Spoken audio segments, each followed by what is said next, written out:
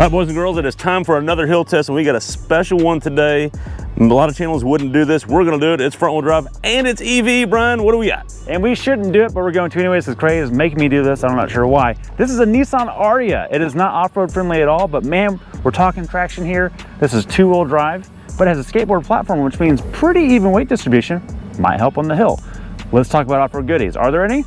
No. No. All right. But it's a crossover, and it's got wheel arches. You're right. It is a crossover. It does have wheel arches, but these are not texture, Craig, which tells me they are not meant for off-road. They're meant for design and shape.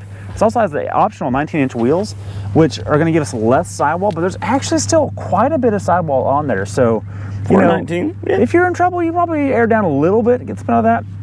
We did look up some stats. We were bothered a little bit to do that. Ground clearance, Craig, any guesses? Not much. Lower than the 60 time. 6.3 inches of ground clearance. Oh, that's good. No, it's not. Oh. That's not. But it's probably good enough for the bypass line. Actually, let's take our jokes out of this. It has 17.8 degrees of approach angle, which is not brilliant, which tells me the main line, I'm afraid to even get close to it, but we're going to see how two-wheel drive gets up the loose rock. See if it even gets to the obstacle. Right. that's Because what we do. That's an actual challenge of the loose rock, and then we're probably going to end up doing the bypass line. I don't think the hybrid's going to do too well on this either. Right. Because it's also not a hybrid, it's an EV. Exactly right. Let's jump inside. All right, Brian, let's move on to the inside. There's maybe some off-road goodies, some modes we can try. What do we got? We have a beautifully laid out interior. Check out these dual screens. These don't help off-road, but look at these buttons for the HVAC. They're haptic touch and they look really great. Also doesn't help off-road, but we do have, Craig, a secret cubby right here. Look at that extra storage. For like a tow strap. Well, for your phone to call AAA. Oh. If you're in this type of scenario. Maybe you say that, we'll see. We'll see. Look, I'm being pessimistic here. I just don't think this is made for that, but I really am curious about that loose rock. Is going to be questionable. The traction control on this is so active. On the road, I'm curious what's going to happen right here. Brian, look, a front-wheel drive Maverick wasn't designed for this either, but we did it anyways. That was actually a fun video. We're doing it. This is a crossover. All right, let's do it. It's got utility or sport in the thing. And then drive modes right here. You do have a drive mode button right here.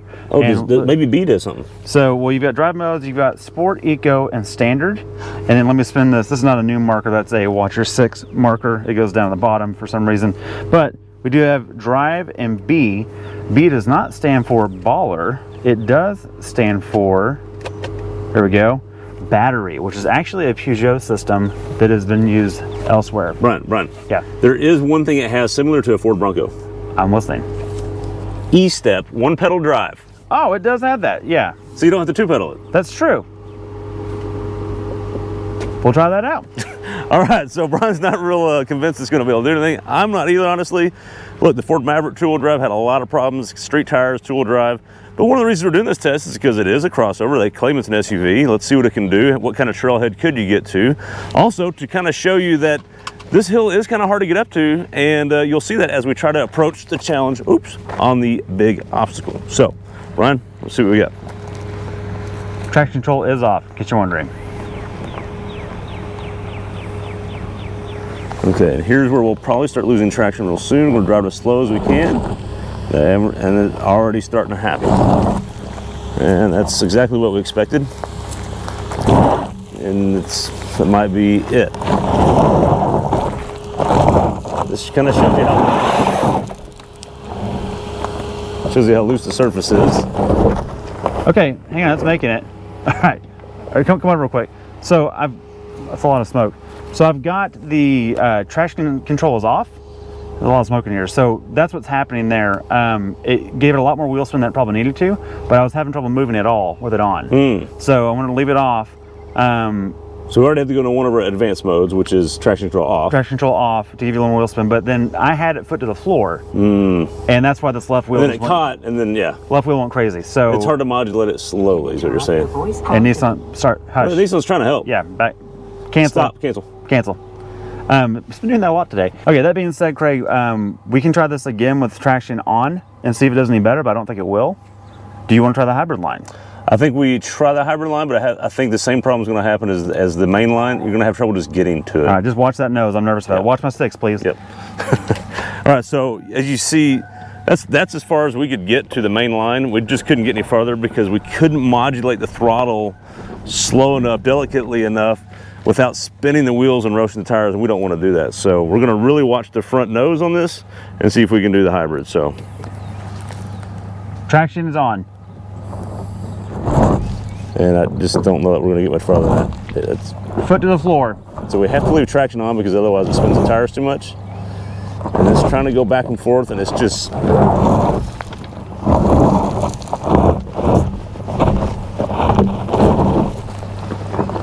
that's getting to it. Okay, now we got a wheel in the air over here, so we don't have any articulation because it's just not designed for this. So my foot's to the floor. And we're gonna cut it off here. Okay. Stop there, Brian.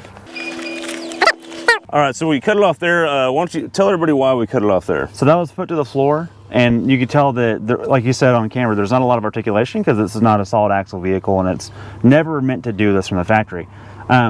So what happened is our ground force gets light on the left side because the right side is going up an incline.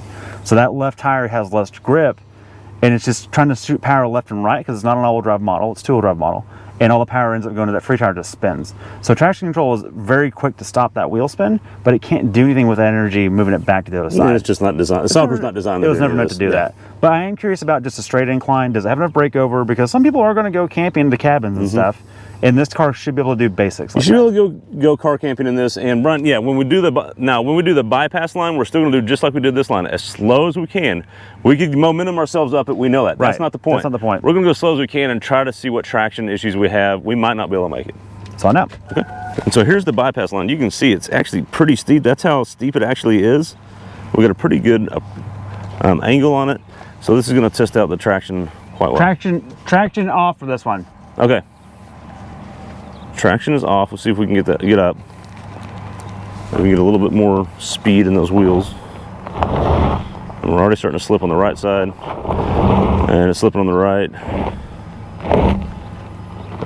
It also just doesn't have the tires. Well, and traction's still trying to do something, even though it's off. Yeah, traction's still trying to help. So, foot's to the floor. Foot's to the floor right now. And this is, look, we haven't got to the big incline yet.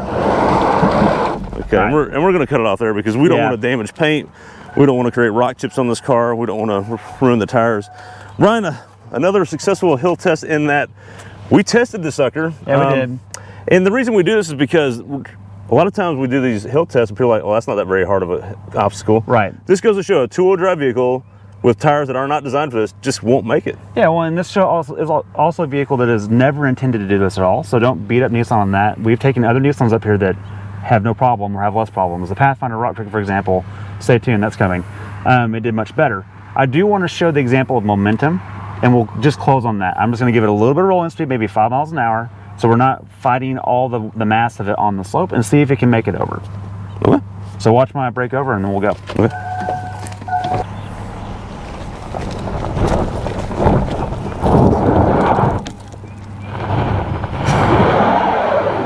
One more time.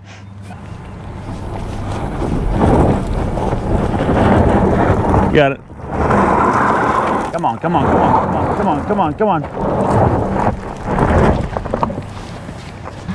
All right, Craig, so just because we can momentum it up, yes. I think you made a point a minute ago, that doesn't mean it passed the hill test. Right. The hill test is not about your drivability or my drivability. The hill test is about the car's ability. We're trying to test out its traction aids, software, its systems, its tires, and all that. So I think this is the first fail, actually.